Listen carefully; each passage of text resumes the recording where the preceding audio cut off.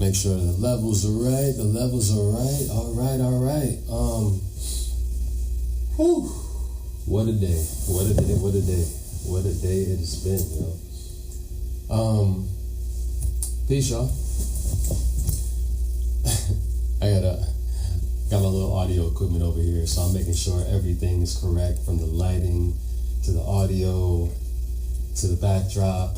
Everything is hopefully sounding good and looking good. Welcome back to another episode of What is the Love Above?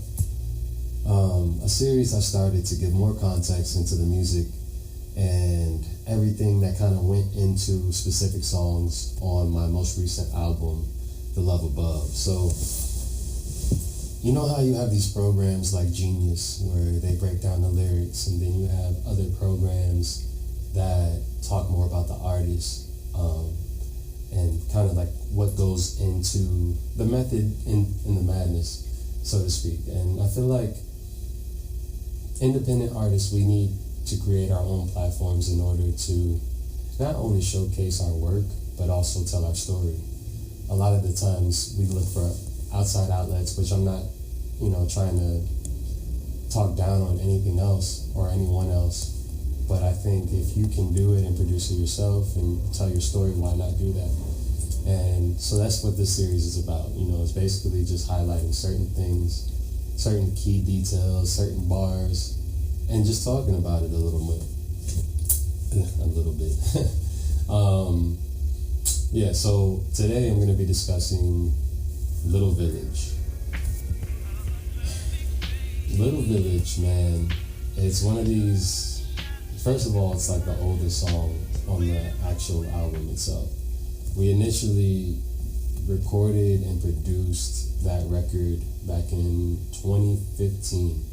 I want to say it was 2015. My boy, Milio, he produced the record alongside Snoop Religion, which is another homie from Chicago that we would always kick it with back in the day.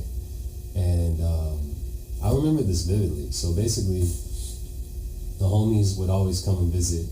This is back in the day. I lived in Chicago for a few years, and was staying with some homies, my boy Bryson, Vaughn, Nick, Gidget, and we had rented up this crib. It was like a whole floor basically. 3 bedroom, 1 bathroom, and I lived in the living room. And basically my boy Scotty stayed in the room next to mine. So it was an interesting setup, but it was probably one of the most magical time periods in my life because, for one, I was only paying $250 a month for rent, just to rent out this space. And we would all basically bust it down, everybody, had their portion of the rent or whatever. And man, I was working at this thrift store called Ragstock Vintage. And it was an interesting time period, but basically cost of living was cheaper. Everybody would link up on the weekends and typically record or go to the studio, go to the music garage and record, go to each other's cribs and just, make stuff, and people would come over and kick it. And sometimes we would make a song, sometimes we would just listen to the beats and kick it. And this specific night, I believe it was either a Friday or a Saturday, the homie Mill, and I want to say Danny was there, I know Snoop was there. They all met up at my spot. We kicked it.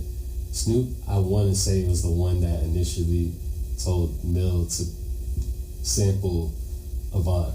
And so when Snoop played the sample for Mill at the time was producing on an iPad and basically would make a whole beat off of an iPad. And it was something I never saw in my life, in terms of just how fast he would do it and put it all together.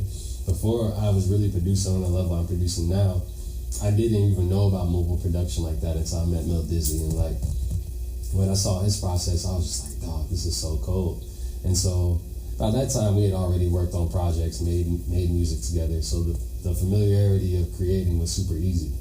I would either come with a sample, he would already have something rocking, I would freestyle to it, whatever, and then we just we get it knocked out. And so in this particular night, Snoop came with the sample, Mill chopped it up in like 10 minutes easily, and we just started writing to it and just kind of floating ideas back and forth.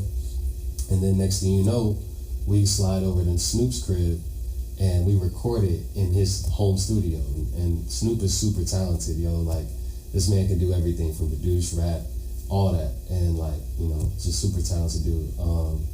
And yeah, man, we recorded that joint. And I think we recorded it that night. He mixed it throughout the night. And basically, like, by the morning, the song was done. He did his verse, I did my verse. And this was Snoop's song initially. Like, it went on a mixtape that he put on SoundCloud. And, you know, it basically was just there in the ether. And so one day, I'm going through, and this is recently, so from 2015 to now, 10 years later, I'm going through my archives and my email, and it was like, this song popped up. And at first it was just the beat itself, and then I found my version, like, with my lyrics on it, and I was just like, yo, this kind of sounds like a modern day version of what I did on The Love Above. But with The Love Above, all the samples and songs I made on it, I didn't put drums behind it.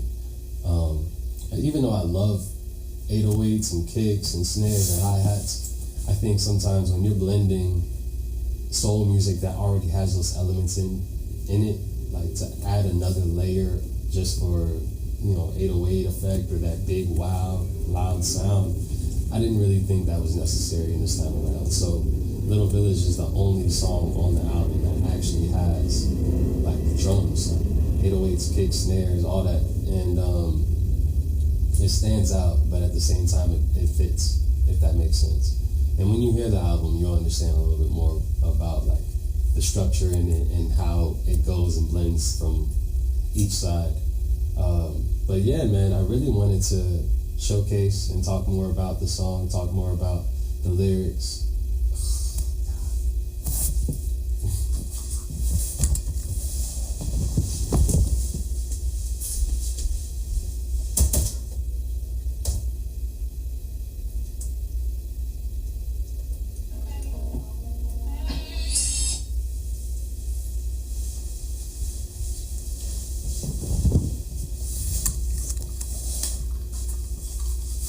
So, we out on time.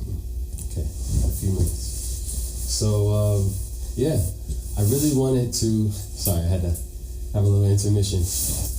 I really wanted to talk, give my homies their credit, from Snoop to Mill, to Bryson, to everybody in Chicago, Gidget especially, shout out to you, brother.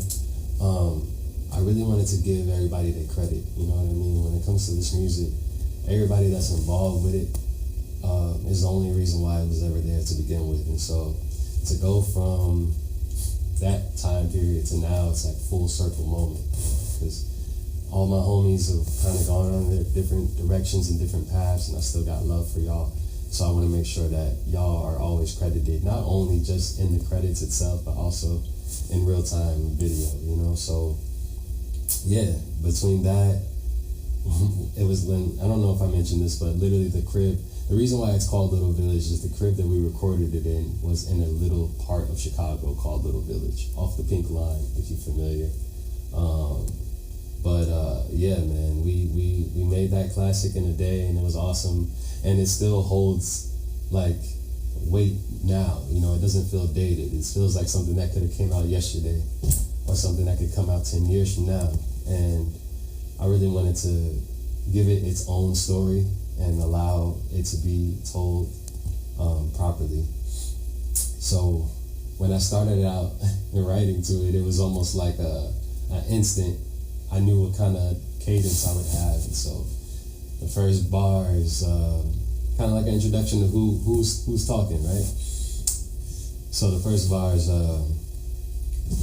hello, it's the mellow yellow fellow chillin' with a fine geisha, shouted strumming golden jellos, catch us in the heavens, harvesting the finest herbal petals, passing passion fruit while running across the royal clouded meadows. I got No worries, a whole lot of jury and the coolest motherfucker sitting around me eating curry. In no hurry, instead of manifesting magic moments early in the morning after yawning, clear a bong and then we on it. Flying higher than the comet, but we go beyond it. Me and Scotty soaring on his call us supersonics. Golden Cadillac is polished, popping chunks in tropics. Dropping classic bangers that the DJs play in August. Flossing with no effort, cheddar marinara toppings. Now it's popping, pacing down the court, don't call me Rodman. Squad steady rocking, and we never stopping. MDNYM about to be the hottest topic. And MDNYM is a group that Mill Dizzy and me started like back then in that time period. So I really wanted to always incorporate my homies and my squad in my lyrics, especially back then, because we were all literally running together everywhere. And yeah, I hope this gives a little bit more context into Little Village, into my art, into the music and the people that are all encompassed with it. And I hope you guys enjoyed this episode. Hopefully the edits and everything is cool. But in the meantime, in between time, I'm your host Nimbus, and this is What Is the Love Above. Peace.